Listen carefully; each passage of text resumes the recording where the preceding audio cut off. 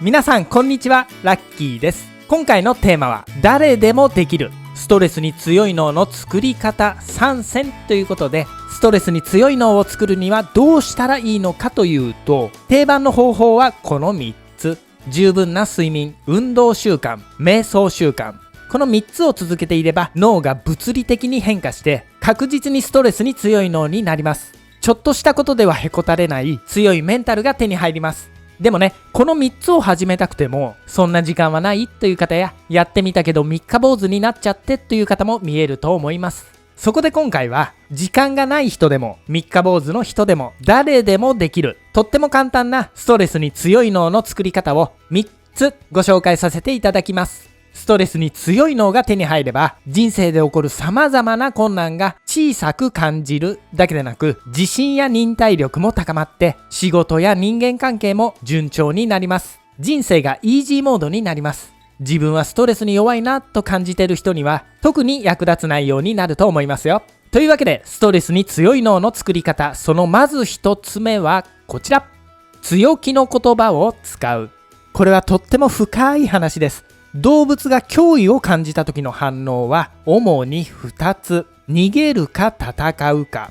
人間の場合は少し違って、弱気の言葉を使うか強気の言葉を使うか、この2つ。例えば上司からこれを5時までに終わらせてくれと無茶ぶりされた時に、参ったな、やってられないなと弱気な言葉を使う人もいれば、よーし一丁やるか、とっとと終わらせてやると強気の言葉を使う人もいますよね。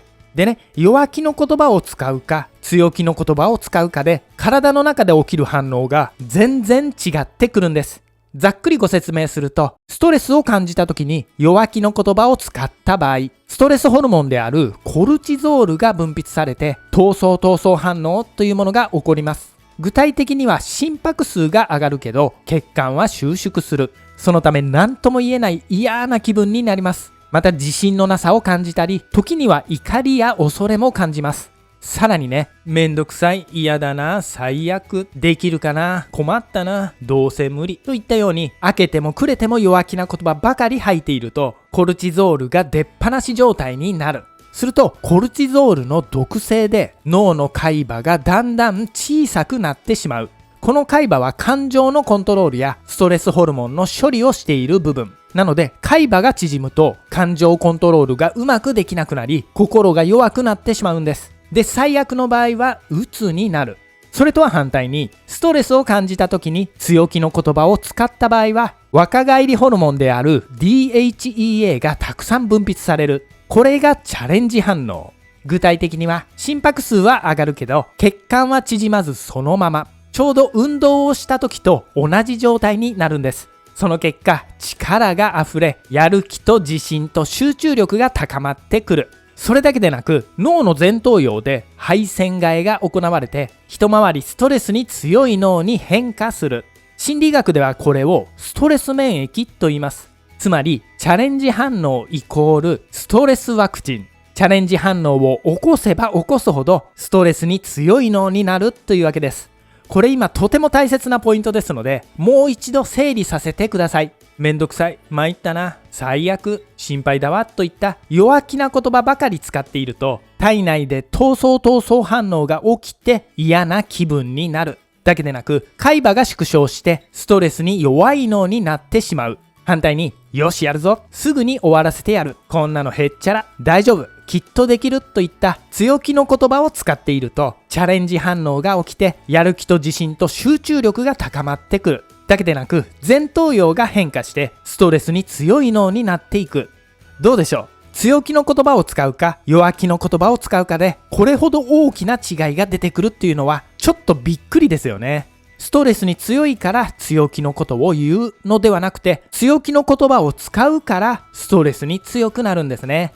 俺ならできるっていうのを呪文のように唱えていました。これはサッカーの本田圭佑さんの言葉です。北島康介さんの場合はこうです。勝てる、負けるはずがない。今度の大会は不安で仕方がありませんなんて言ってるアスリートは見たことがないですよね。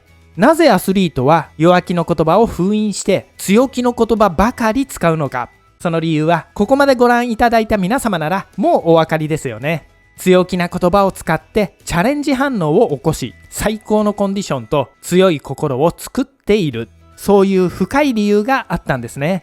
スーパーポジティブ人間である松岡修造さんももともとはかなりのネガティブ人間だったそうです。そこで意識して強気の言葉をたくさん使い、強い心を作っていったそうです。というわけでひとまず結論。弱気な言葉を封印して強気の言葉を使っていると、だんだんストレスに強い脳になる。最初は強がりでも OK です。とっとと片付けるぞとか、難しい仕事ほど燃えてくるぜみたいにね。たとえ強がりでも脳がだんだん変化して本物になります。3ヶ月も続けていれば、前の自分と今の自分全然違うと実感できる時が必ず来ると思いますよ。というわけで、ストレスに強い脳の作り方の2つ目はこちら。面白がる。これもちょっとだけ深い話。他人は変えられないというのは心理学の大前提。いつも怒ってばかりの上司も、びっくりするほど不愛想な店員さんも、あることないこと何でもご近所さんに言いふらす姑さんも、決して変えることはできません。では我慢するしかないのかというと、我慢もしてはいけない。我慢ばかりしていたら、最後に自分が壊れてしまいますからね。さあ困りました。どうしたらいいのでしょうか。日本の大女優、キキキリンさんは、こんな言葉を残しています。面白がらなきゃやっていけないもの、この世の中。そうなんです。変えられないものは面白がる。これで奇跡が起きるんです。例えば怒ってばかりいる部長がいるのなら、すっごいエネルギーだよな。何を食べてるんだろう。前世はライオンかとか、部長が何回怒鳴るかでジュースをかけようぜとかね。不思議なんですけど、こうやって一度面白がっちゃうと、部長に対するストレスがだんだん減ってくるんです。たとえまた怒鳴られたとしても、それほど答えない。以前ほどストレスを感じなくなるんです。なぜか、面白がる前は脳みそにとって部長の爆発は脅威以外の何者でもない。だから怒鳴られると強いストレス反応が出てきてしまう。ところが一度面白がると脳みそにとって部長の爆発は脅威ではなく興味の対象に変わるんです。だから怒鳴られてもそれほどストレス反応が出てこない。また部長の雷食らっちゃったよって気楽な気持ちでいられるっていうわけです。キャンプに行くとなかなか火がつかないし、コップは一つしかない。エアコンも布団もない。何かと不便なわけですが、その不便を面白がるから面白い。不便を面白がれない人はキャンプも楽しめない。それと同じで人生で起こるネガティブな体験も面白がろうと思えば面白がれる。たとえ貧乏生活であっても面白がろうと思えば面白いんです。ちなみに面白がりの達人といえば皆さんご存知所ジョージさん。すんごいですね。ぐったらねえなと言いながらどんなことでも面白がっています。その姿勢を長年貫いてきたからストレス免疫が高まっていつもご機嫌でいられるのでしょうね。変えられないものは面白がる。ほんのちょっとの努力で人生がとても気楽で楽しいものになると思いますよ。というわけで最後、ストレスに強い脳の作り方の3つ目はこちら。感情に点数をつける。先ほど変えられないものは面白がると言いましたが、面白がるわけにはいかないストレスもありますよね。子供の将来が心配で、犬のポチがなくなって、スマホがどこにもない。他にも通勤中の予期せぬ大渋滞でイライラするとかね。このような時は面白がるなんて到底できない。ではどうすればいいのか。そんな時は感情に点数をつける。これが一番いいんです。例えば中勤途中の思わぬ大渋滞にはまった時に、焦りは7、不安は3、怒りは4くらいかなといったように、マックス10点で点数をつける。この方法を脱フュージョンというのですが、脱フュージョンを行うと平常心を保ちやすくなるだけでなく、ネガティブ感情が意外なほど早く収まっていくんです。なぜこんな簡単な方法でネガティブ感情を制御できるのか。ちょっと想像してほしいのですが、もしもカチカチ山のように自分の背中に火がついたらってなりますよね。でもその火をよーく見てみたら、隣で燃えてる焚き火だったとしたら安心してほっとしますよね。それと同じで、不安、焦り、怒りなどのネガティブ感情は自分の体の中でメラメラ燃えているんです。だから脳がとなってストレスホルモンを出し続ける。ところが焦りは7、不安は3、怒りは4というように脱フュージョンを行うと、ネガティブ感情は自分の外側にあるような感覚になる。すると脳が、なんだ外で燃えてるんだ、自分事じゃなかったんだと勘違いしてストレスホルモンの分泌を停止する。その結果、平常心を保ちやすくなる。ネガティブ感情が意外と早く収まっていくというわけです。この便利な脱フュージョンというテクニック、実は一つだけ欠点があって、最初はうまくできない。やってみるとわかりますが、最初はあまり効果を感じないと思います。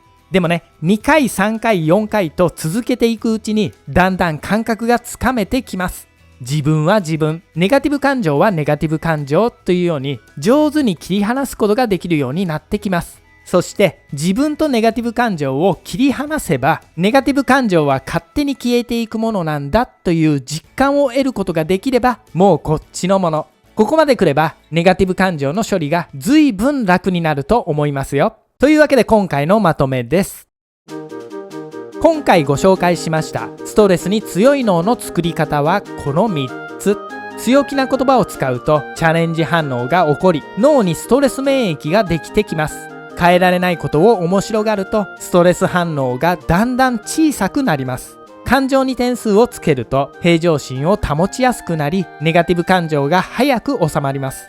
これに合わせて十分な睡眠、運動習慣、瞑想習慣を取り入れればもう最強。無敵のメンタルが手に入るかもしれませんね。現代はストレス社会。生きていくだけで苦労を伴うものです。ましてやストレスに弱い脳ではとてもじゃないけどやっていけない。ぜひともストレスに強い脳を手に入れて、今よりもっと気楽な毎日、今よりもっと充実した人生をゲットしてくださいね。というわけで今回はここまでです。最後までご視聴いただきありがとうございました。皆様に感謝して終わりたいと思います。